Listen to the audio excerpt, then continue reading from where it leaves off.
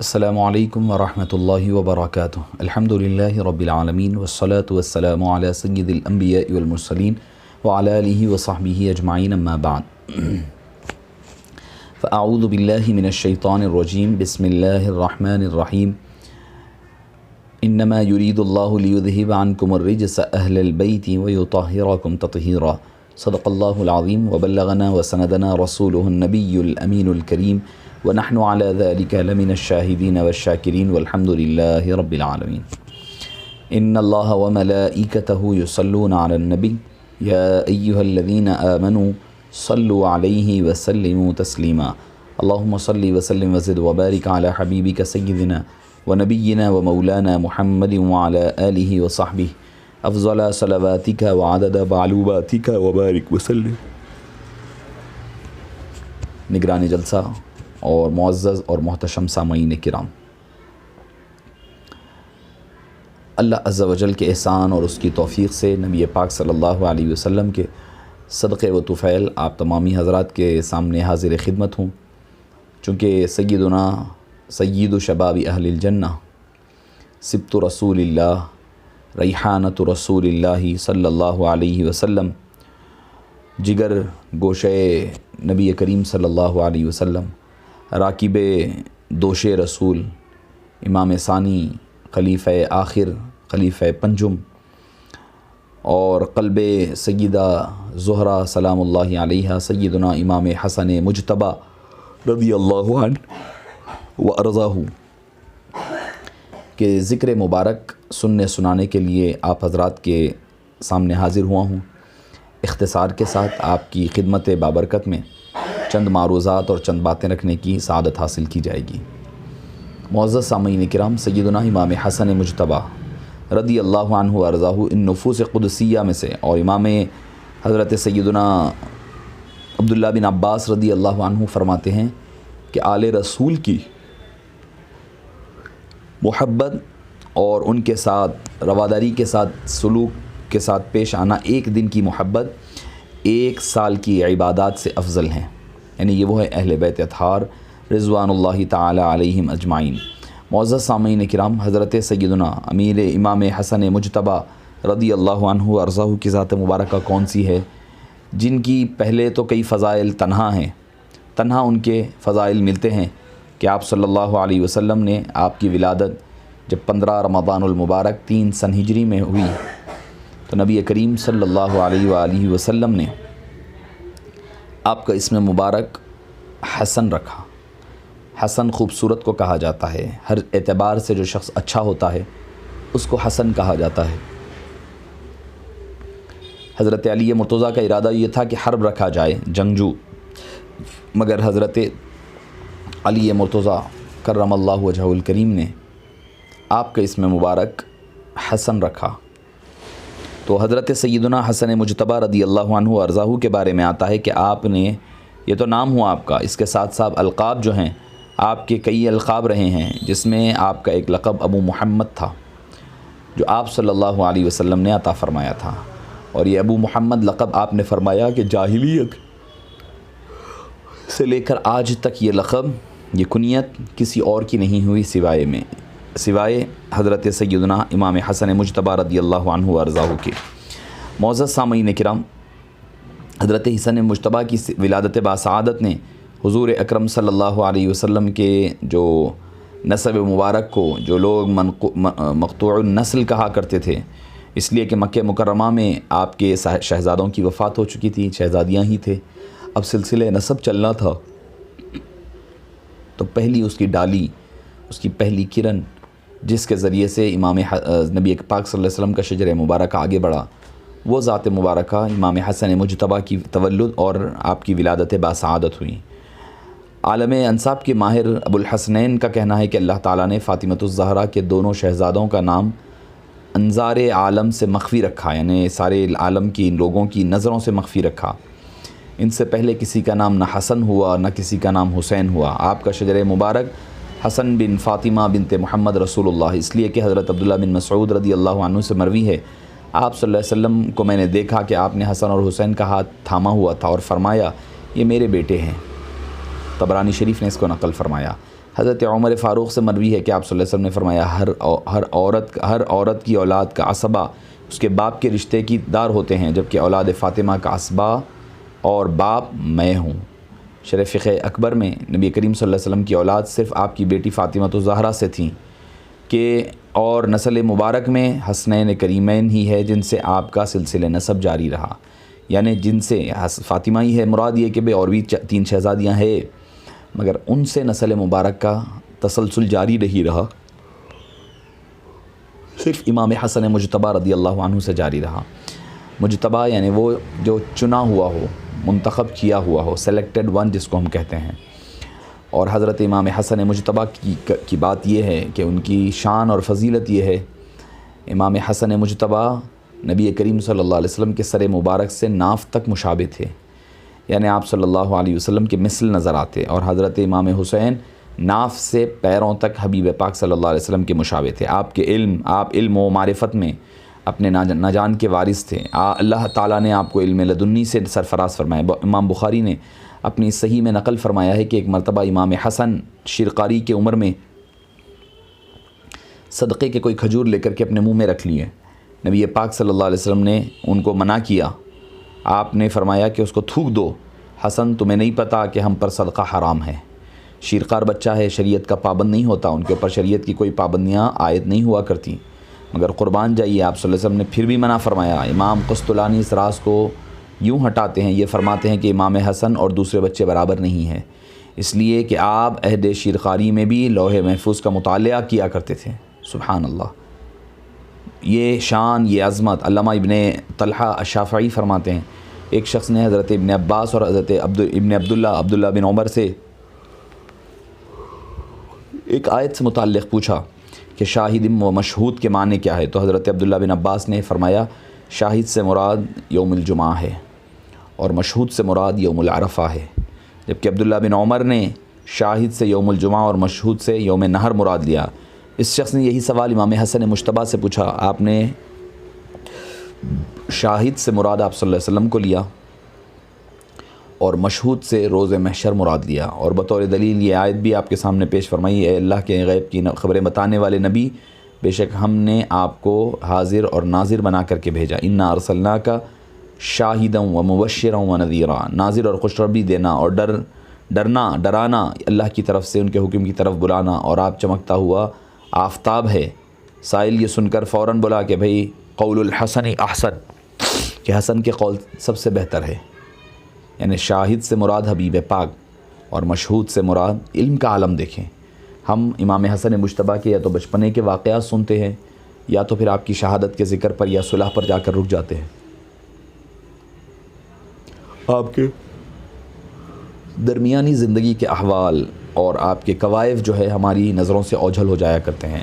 آپ کے اخلاق حمیدہ کے بارے میں یوں کہا جاتا ہے کہ آپ مکارم اخلاق کے پیکر مجسم تھے،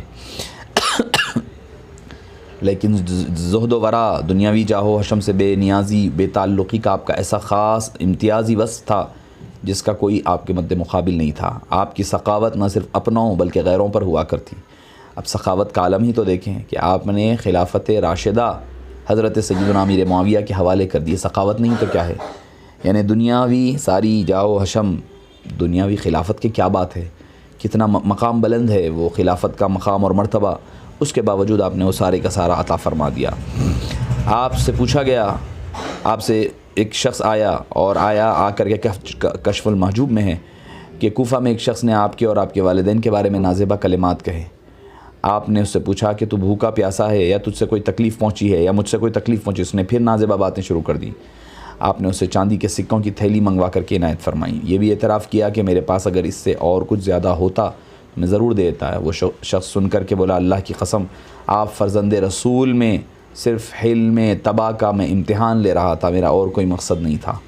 آپ نے اپنی زندگی میں 20 مرتبہ کعبۃ اللہ شریف کا آپ نے پیدل سفر حج فرمایا، ہر مرتبہ پیدل ہی روانہ ہوتے۔ آپ فرمایا کرتے مجھے اس بات سے حیا آتی ہے کہ اپنے رب کے دربار میں اس حالت میں جاؤں، ملاقات کروں کہ جس میں بغیر چلے اس کی بارگاہ میں پہنچا ہوں، یعنی بیٹھ کر سواری پر جانا میں افتخار کی بات سمجھتا ہوں، فخر و مباحت کی بات سمجھتا ہوں، اس وجہ سے میں وہ نہیں کرتا۔ تو حضرت محدث دکن علیہ رحمہ لکھتے ہیں کہ ایک بچہ مکہ معظمہ کے حرم میں ریت پر سر ملتے ہوئے رو رہا تھا اور شوق الہی سے بے سدھ تھا۔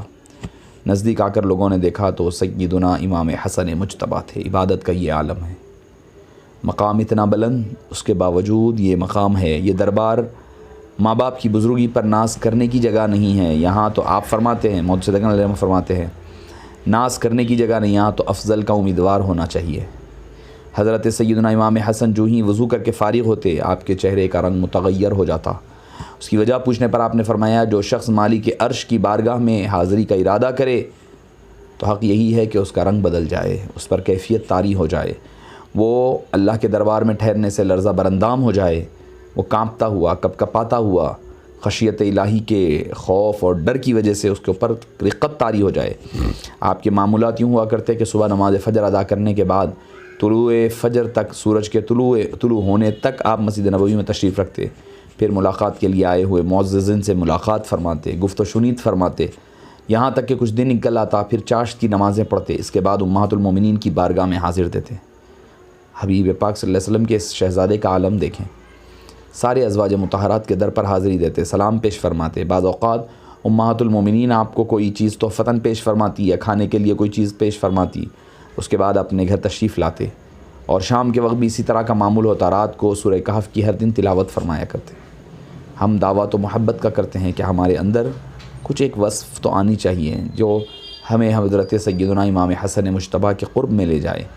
آپ کی شان میں نبی کریم صلی اللہ علیہ وسلم کے متعدد فرامین اور آپ کی احادیث طیبہ انفرادی، جزوی، اجتماعی موجود ہے۔ آپ نے فرمایا، وہ دونوں تو میرے گلشن پھول کے دو پھول ہیں، میرے گلشن کے دو پھول ہیں، ان کا نام، ایک کا نام حسن ہے، ایک کا نام حسین ہے۔ حسن میری ہیبت و سرداری کا وارث ہے۔ پھر فرمایا، حسن اور حسین جنتی نوجوانوں کے سردار ہے۔ پھر فرمایا، تمہارے جوانوں میں سب سے بہتر جوان حسن اور حسین ہیں۔ جس نے حسن و حسین سے محبت کی، در حقیقت اس نے مجھ سے محبت کی۔ پھر فرمایا، جس نے حسن و حسین سے بغض رکھا اس نے مجھ سے بغض رکھا، اور جس نے مجھ سے بغض رکھا وہ اللہ سے بغض رکھنا ہوگا اور اس کا خاتمہ خراب ہوگا۔ پھر فرمایا، میرے بابا اے حسن تم پر قربان ہوں۔ پھر فرمایا کہ حسن و حسین عرش کے ستون ہیں، لیکن وہ لٹکے ہوئے نہیں۔ آپ نے فرمایا، جب اہل جنت میں مقیم ہو جائیں گے تو جنت عرض کرے گی، اے پروردگار تو نے مجھے اپنے ستونوں سے، دو ستونوں سے مزین کرنے کا وعدہ فرمایا تھا۔ اللہ تعالیٰ فرمائے گا کہ کیا میں نے تجھے حسن اور حسین کی موجودگی کے ذریعے تجھے مزین نہیں کر دیا؟ یعنی حسن اور حسین یہی تو میرے دو ستون ہیں۔ آپ صلی اللہ علیہ وسلم نے فرمایا، میں، علی، فاطمہ، حسن و حسین قیامت کے دن عرش کے گنبد کے نیچے ٹھہرے ہوں گے۔ کوئی اور کو گنبد، سب کو سائے ملیں گے، مگر گنبد کسی کو بنا کر دی جائے گی تو حسن و حسین، علی و فاطمہ اور حبیب داور صلی اللہ علیہ وسلم۔ آپ کے بارے میں آتا ہے کہ آپ نے متعدد نکاح فرمائے ہیں۔ کیوں فرمائے ہیں؟ کہ کئی عورتوں کی خواہش ہوتی کہ آپ کی حرم میں شامل ہو جائے، آپ سے تعلق و نسبت جوڑ لے، اور آپ کے روایتوں میں آتا ہے کہ 12 بیٹے رہے ہیں، حضرت حسن، حضرت زید، حسن مثنیٰ، حضرت حسین علیہ السلام، طلحہ، اسماعیل، عبداللہ، حمزہ، یعقوب، عبد الرحمن، ابو بکر، عمر، قاسم، اور بیٹیوں میں فاطمہ، ام سلمہ، ام الحسن، ام الحسین اور رقیہ رضوان اللہ علیہم اجمعین۔ حضرت امام حسن کی نسل 4 بیٹوں یعنی زید، حضرت حسن مثنیٰ جن سے حضور غوث اعظم دستگیر اور حضرت خواجہ معین الدین چشتی اجمیری علیہ رحمہ پیدا ہوئے ہیں۔ حسین الاثرم اور عمر سے جاری رہی، مگر حسین الاثرم اور عمر کی اولاد جلد ختم ہو گئی۔ حضرت عبداللہ، حضرت قاسم، حضرت ابو بکر، ان لوگوں کی کربلا کے میدان میں شہادت ہو گئی، اور باقی شہدادوں کی اولاد نہیں ہوئی۔ آپ اپنے والد ماجد کی شہادت کے بعد مسلمانوں کے خلیفہ بنے، اور صرف 6 ماہ تک آپ منصب خلافت پر رہے اور دستبردار ہو گئے۔ علامہ ابن حجر الہیثمی نے فرمایا، ایک اسقلانی ہیں، یہ ہیثمی ہیں، اس بات پر علماء کا اجماع ہے اور اتفاق ہے کہ آپ خلفائے راشدین میں آخری خلیفہ تھے۔ آپ صلی اللہ علیہ وسلم نے فرمایا تھا، یہ میرے بعد خلافت علی منہاج النبوہ 30 سال تک چلے گی، اور آپ کی خلافت کے 6 ماہ ملانے کے بعد ہی یہ 30 ماہ مکمل ہوتے ہیں، 30 سال مکمل، ورنہ نہیں ہوتے۔ 39 یا 50 سن ہجری میں آپ کو زہر دیا گیا، جو سم قاتل تھا، پہلے بھی کئی مرتبہ دیا گیا تھا، مگر اللہ تعالیٰ نے آپ کی حفاظت فرمائی، اور ہوتا یہ تھا کہ آپ کو جبھی بھی زہر دیا جاتا فوری طور پر آقا نامدار کے دربار میں حاضر ہو جاتے، معروضہ رکھتے، استغاثہ کرتے، وہ فوری درست ہو جاتے۔ مگر چونکہ اب رضائے الہی قضاء الہی سے اللہ کے دربار میں پہنچنا تھا، آپ آرام کرنے کے دوران آپ کو زہر دیا گیا، قلب اور جگر کے ٹکڑے ہو کر کٹ کر گرنے لگے۔ زہر کے تیسرے دن ضروری وصیتوں کے بعد باختلاف روایت 28 صفر المظفر کو آپ مرتبہ شہادت پر فائز ہوئے۔ ولادت رمضان 15 اور 28 صفر آپ کی شہادت مبارک۔